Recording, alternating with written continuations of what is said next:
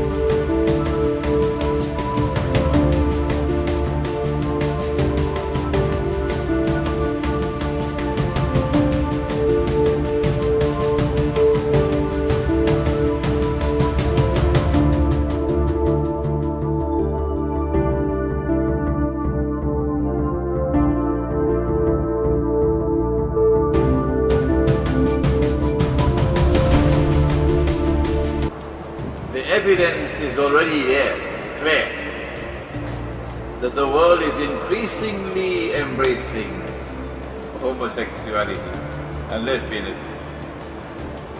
In consequence of a feminist revolution, firstly, Allah created the male and the female to be attracted to each other. Where does He say so?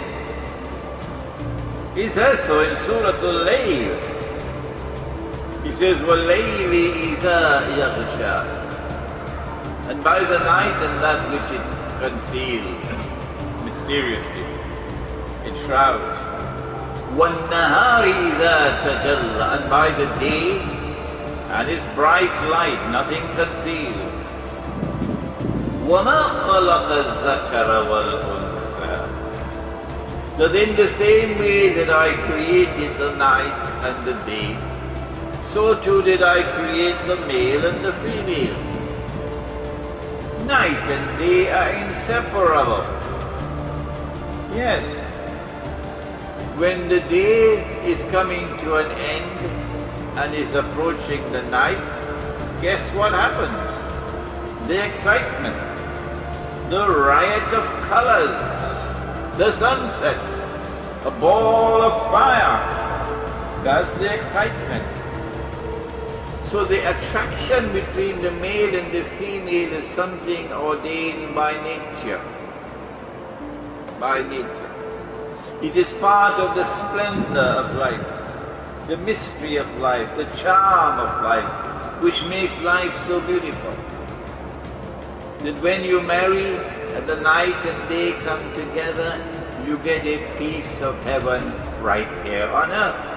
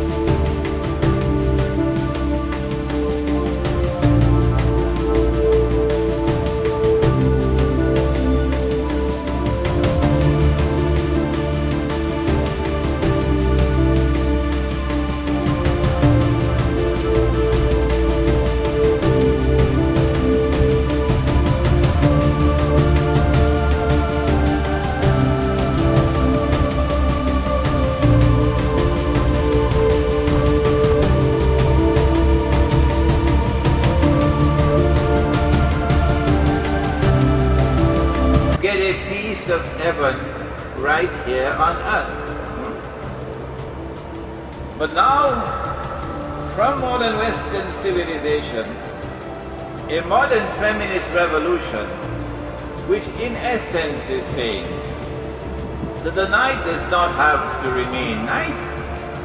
Anything a man does, a woman should have the freedom to also do it.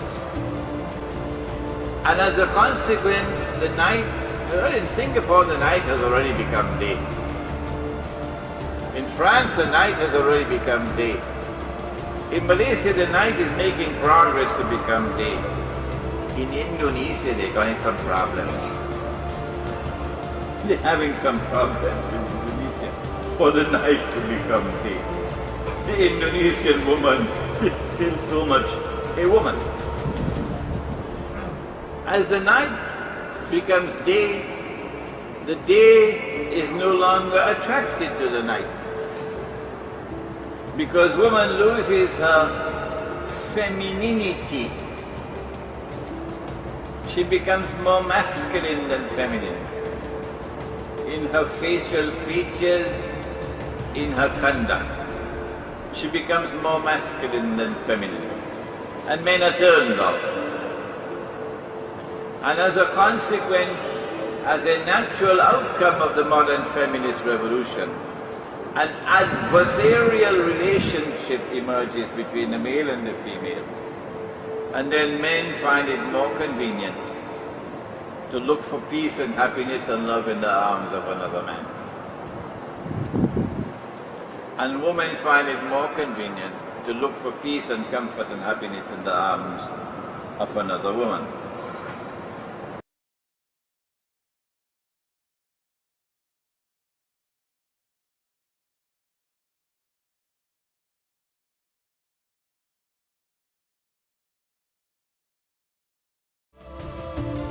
Dajjal wants to take men and transform them into women. Of course, he begins the process by getting them to shave off the beard. So if you shave off your beard, start growing it back. But it is possible that the food that we're eating, genetically modified food, in disturbing the genetic composition of food, we are depriving of the male, depriving him of the sustenance he needs to keep his masculinity. And in putting hormones into the cows and the sheep for more milk and meat, we find that our baby boys are going to grow up looking more like girls, behaving more like girls. And so you have a situation in which eventually some men would be attracted to other men. These are the dominant, these are the submissive. And the world is moving headlong into that direction of the people of Sodom and Gomorrah. That is going to end with destruction. Allah destroyed them, and Allah will destroy these.